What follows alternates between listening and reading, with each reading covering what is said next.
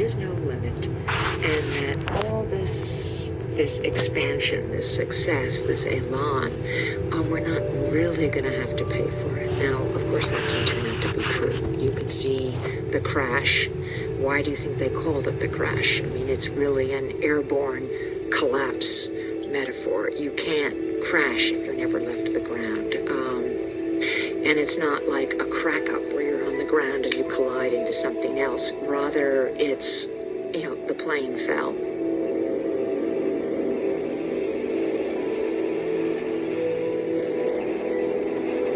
The 20s had been so prosperous in so many places, not in the countryside. The farming industry was in very bad shape in the 1920s. But certainly in the cities, it was very prosperous. People were making fortunes on the stock market. And then all of a sudden, poof, it went. I mean, economists, very serious economists, had been saying that we'd reached a new level, a new plateau of prosperity in this country.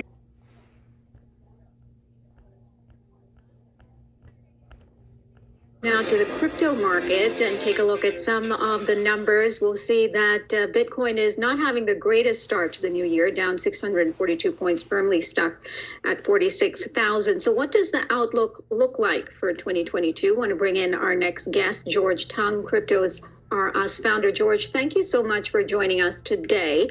How did we leave off 2021, and what is the outlook for 2022 in this space? Well, it's important to remember in 2021, Bitcoin and crypto had a fantastic year.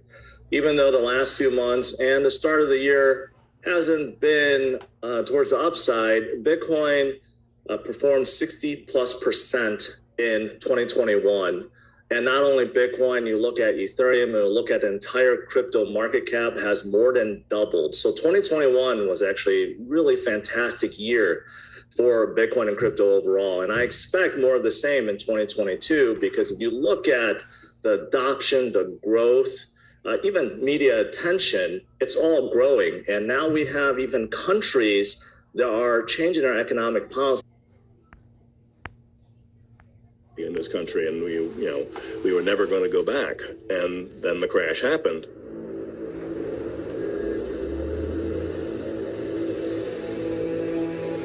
All through the summer of 1929, there had been ominous rumblings.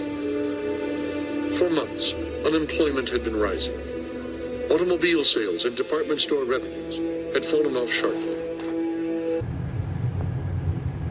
223,000 on initial jobless claims, a bit lower than expected. Still, the 188,000 from early December is the post-COVID low. Not only that, it goes back into the late 1960s. On continuing claims, about as expected, 1,621,000. Of course, the best we've seen was at the end of December at 1,555,000.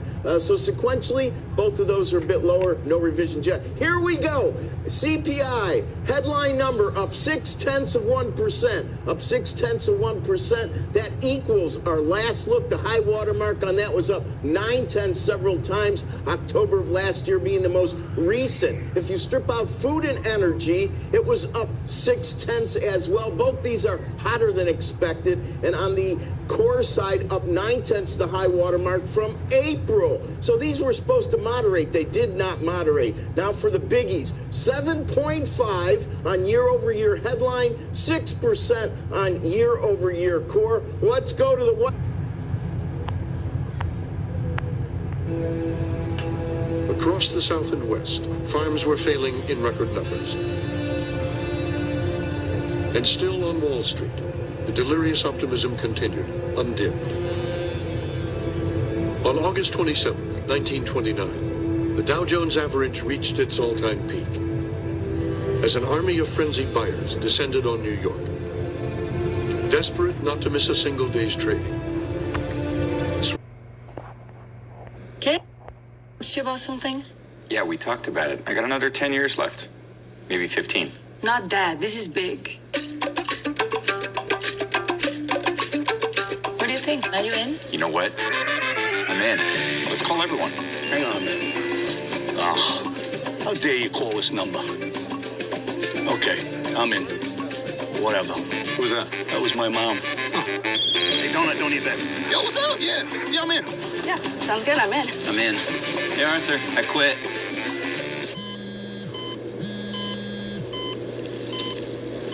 I'm in. T-Bone, is it the downstairs toilet again? Hello, Tom. Doggy coin? Sue, Mark. Are you in? I'm in. I'm in. I'm in.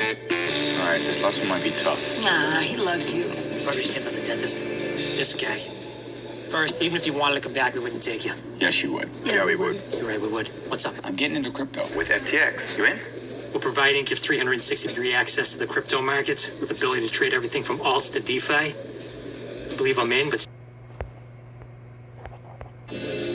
Camping out on the street in front of the stock exchange, and in the tiny graveyard of Trinity Church on Broadway, where Alexander Hamilton lay buried. What caused the crash of 29 was excess speculation. What had happened was that the American economy as a whole had begun to cool starting in 1928.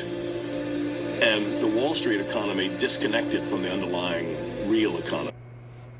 7.5 on year-over-year headline, 6% on year-over-year core. Let's go to the whiteboard. So 7.5%, and that is, of course, on headline. You have to go to 1982 to find a higher number. And, of course, when we look at 5.5 on core, well, 5.5, December of 21 was 5.5. So, therefore, we are equaling what we have seen last. But no, it came in at 6%. So now we have to go down on the whiteboard to August of 82. So those are your numbers on the year over year. That's what everybody's most concerned about. We're supposed to see some alleviated pressure on the monthly read.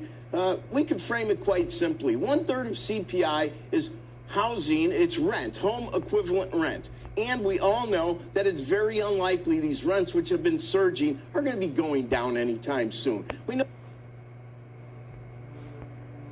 Economy disconnected from the underlying real economy and became a speculative bubble. And this fueled this speculation that just took off and took off and took off until, again, one day somebody woke up and said, this has gone too far. There's an old...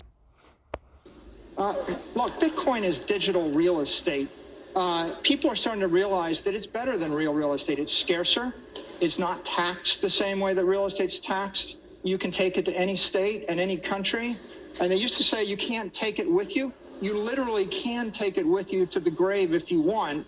And so it's enormously appealing to people that are looking for economic security. The beginning, it doesn't matter that the price has gone up. I mean, I've never said that the bubble couldn't get bigger or that the price couldn't rise. My only point is that the price is unsustainable.